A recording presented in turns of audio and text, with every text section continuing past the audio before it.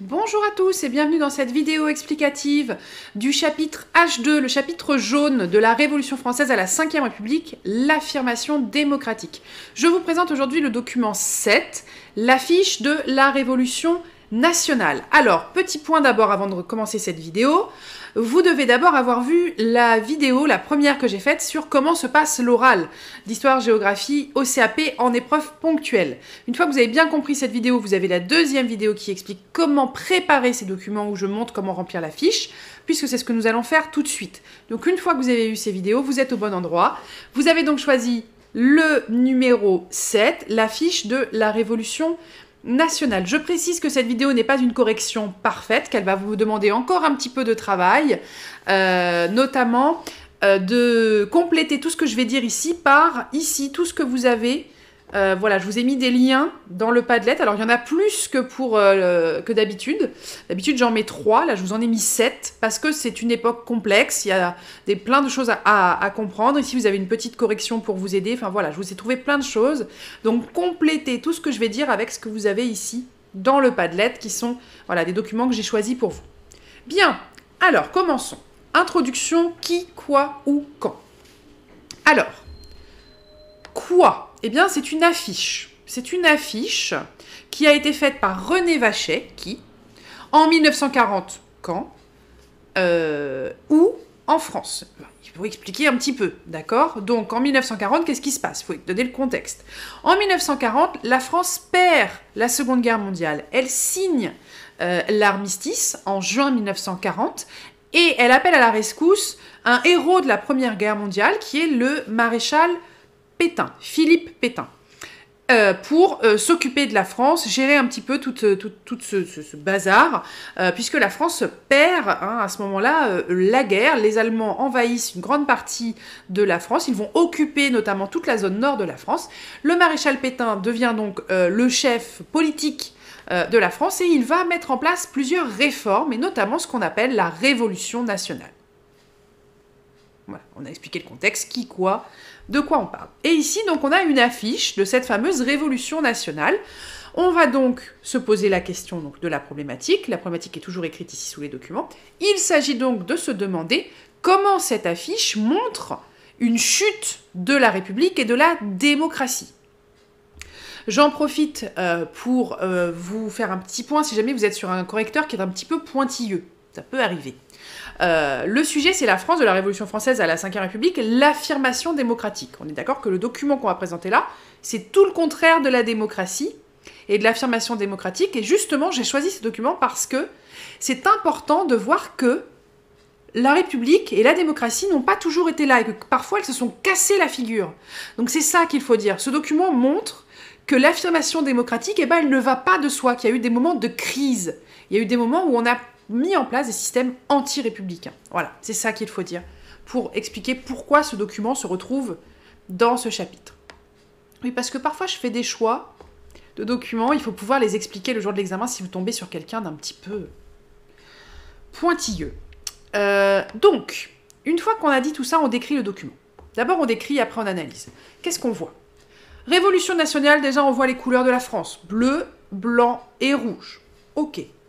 On voit deux maisons qui sont dans deux quartiers complètement différents. On voit, c'est vraiment structuré. Là, deux, c'est vraiment coupé en deux. Ici, on a une maison qui va pas très bien. Et puis ici, on n'a pas trop envie d'habiter là. Et puis ici, on a une maison qui est plutôt jolie, prospère, solide. On aurait plutôt envie d'habiter ici. Qu'est-ce qui se passe sur cette maison? Eh bien, cette maison, elle est en train de se casser la figure. Elle est un petit peu penchée parce qu'elle repose sur des bases qui ne sont pas solides. Vous voyez ? Des espèces de pierres. Forcément, si vous mettez votre maison sur des pierres comme ça, un petit peu rondes, sphériques, votre maison a peu de chances de bien tenir. Et du coup, voilà, on voit ici qu'elle repose sur des bases peu solides. Alors, qu'est-ce qu'il y a dans ces bases peu solides? On voit qu'il y a plein de mots, radicalisme, capital, parlement, antimilitarisme. Il y a même des mots qui sont coupés. Par exemple, démocratie, elle est carrément coupée en deux. Communisme, là on a phobie, mais il y a l'autre mot est coupé aussi en deux, avarice, etc. Donc des mots plutôt négatifs, plutôt péjoratifs, c'est ce sur quoi repose la France et c'est pour ça qu'elle va mal d'après ce dessin. On voit aussi que c'est une France qui est reliée à d'autres choses. C'est France et compagnie.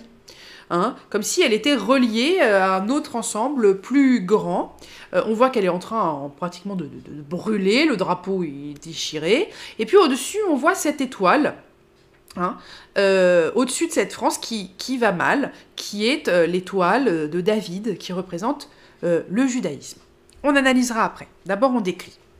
De l'autre côté, on a une maison qui va bien. Elle est belle, elle est prospère, elle est solide. Pourquoi? Parce qu'elle repose sur des piliers forts. Vous voyez, ils sont épais, ça fonctionne, c'est solide, c'est équilibré.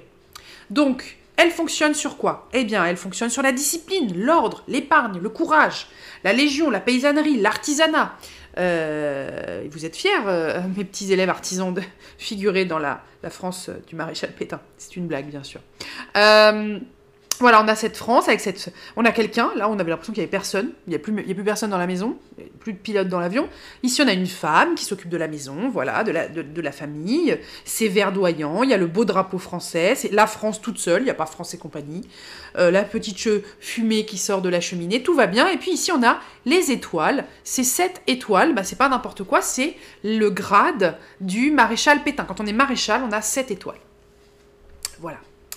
Et puis en dessous, le drapeau français qu'on reconnaît, et puis travail, famille, patrie. Alors, on analyse ce document. Ce document est un document de propagande. Il veut vous convaincre que la France de la Révolution nationale est la bonne France, c'est la bonne chose.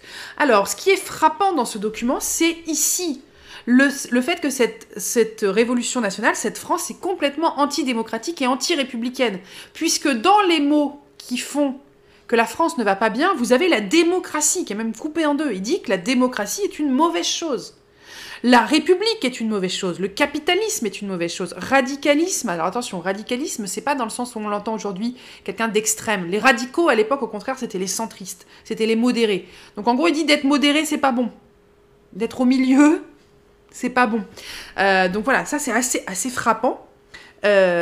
Ici, l'internationalisme, attention, pareil, c'est historique, c'est un rapport au communisme, hein, à ce qu'on appelait l'internationalisme, le système communiste qui faisait que les communistes du monde entier étaient reliés et qu'il y avait cette espèce d'idée qu'il y avait des complots communistes parce qu'ils recevaient leurs ordres de Moscou et que du coup les communistes français étaient plus fidèles à Moscou qu'à la France. Voilà. C'est des idées qu'on retrouvait beaucoup dans les journaux de l'époque, etc.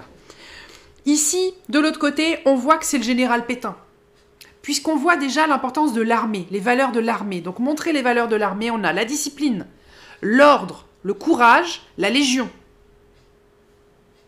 Déjà. Ouais. Ensuite, on voit les valeurs traditionnelles. L'artisanat, la paysannerie, très important de revenir aux valeurs traditionnelles. La famille, hein, ici, très important. Et la valeur du travail, l'importance du travail. Travail, famille, patrie était la devise de la Révolution nationale. Voilà, donc attention à ces mots.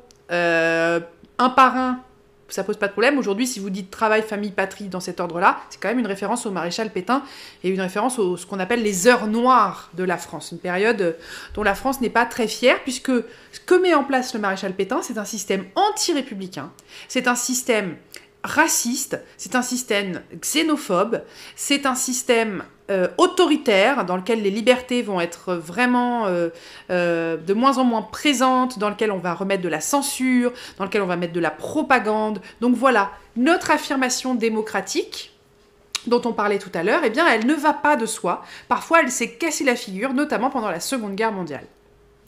On voit ici un système vraiment républicain. Dans l'esprit critique, eh bien, vous pouvez dire que ce document, bien sûr, n'est pas du tout neutre. C'est un document de propagande, que ce qui est mis ici, c'est l'avis du maréchal Pétain et des gens qui travaillaient avec lui, hein, que ce n'est pas... c'est son avis, c'est ce qu'il a décidé de mettre en avant. Voilà, on ne voit pas du tout dans cette France qui va magnifiquement bien que le maréchal Pétain a fait envoyer énormément de juifs dans les camps de concentration et d'extermination en Allemagne, qu'il est responsable de la collaboration avec Hitler, etc. Vous pouvez dire voilà, ce que ce document ne montre pas. Ensuite, vous pouvez conclure, voilà, donc ce document montre que l'affirmation démocratique n'a pas été un long fleuve tranquille en France, qui a eu parfois des moments difficiles, que la démocratie s'est détruite et a chuté, qu'elle s'est reconstruite ensuite après avec la 4e et la 5e République, et que parfois la démocratie a été dans le camp, voilà, a été décriée, critiquée, accusée d'être mauvaise pour la France. Vous faites un lien ensuite avec le chapitre. Alors, avec quel chapitre vous pourriez faire un lien? Je pense que vous pouvez faire un lien avec l'éducation civique, peut-être les libertés. Hein, le fait qu'on n'était pas dans un système du tout qui garantissait les libertés, que la déclaration des droits de l'homme et du citoyen n'était plus trop valable à cette époque-là. Ouais, vous pouvez essayer quelque chose sur la liberté, je pense que c'est bien. Voilà, en tout cas, je n'ai pas dit tout ce qu'il y avait à dire, hein. Regardez ce qu'il y a dans la correction ici. Ici, pareil, je vous ai mis plein de vidéos sur comment fonctionnait le régime de Vichy, qu'est-ce que c'était que cette défaite de 1940, que vous compreniez vraiment bien ce qui s'est passé. Et voilà, des documents qui expliquent vraiment parfaitement ce dessin. Donc vous avez des choses à rajouter. Une fois que vous aurez tout rajouté, vous apprenez votre fiche par cœur pour le jour de l'examen. Voilà, bon courage, bonne préparation pour ce document, cet examen. Ciao!